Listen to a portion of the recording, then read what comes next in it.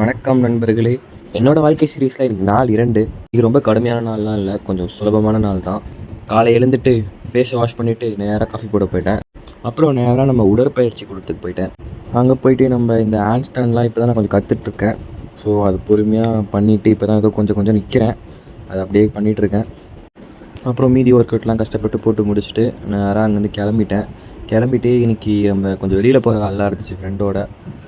போயிட்டு நம்ம ப்ராஜெக்ட் தேவையான சில பொருட்கள்லாம் வாங்கணும். அதெல்லாம் வாங்கிட்டு நேராக வீட்டுக்கு போயிட்டு கிரியேட்டினை பாட்டிலில் போட்டு அப்படியே குடிச்சிட்டு, இது நம்ம ஸ்பான்சர் பண்ண கிரியேட்டின்னு பீஸ் லைஃப்னு நினைக்கிறேன் ஸ்பான்சர் நேமு. நல்லா தான் இருக்குது, இதை யூஸ் பண்ண வரைக்கும்.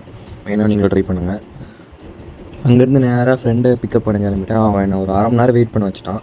அதுக்கப்புறம் அங்கேருந்து அவனை கூப்பிட்டு போயிட்டு ஒரு டீ ஒன்று போட்டோம். காஃபி தான் போடுவோம், சரி புதுசாக ஒரு டீ ட்ரை பண்ணோம்.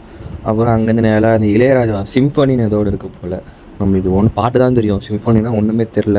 அங்கே போனோடனே அவர் கொஞ்சம் 2-3 பாட்டெலாம் பாடினார்.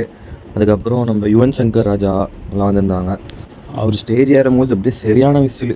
யுவன் சங்கர் ராஜானா சும்மாவா. அதுக்கப்புறம் நேராக அங்கேருந்து வீட்டுக்கு வந்துட்டு பிரேமுலு படத்தை ரீவாச் பண்ணிட்டு இருந்தேன். இன்றைக்கி கொஞ்சம் சுலபமாக தான் இருந்தேன், நீங்கள் கொஞ்சம் கடுமையாக இருங்க. ஸ்ரீ ஹார்ட்.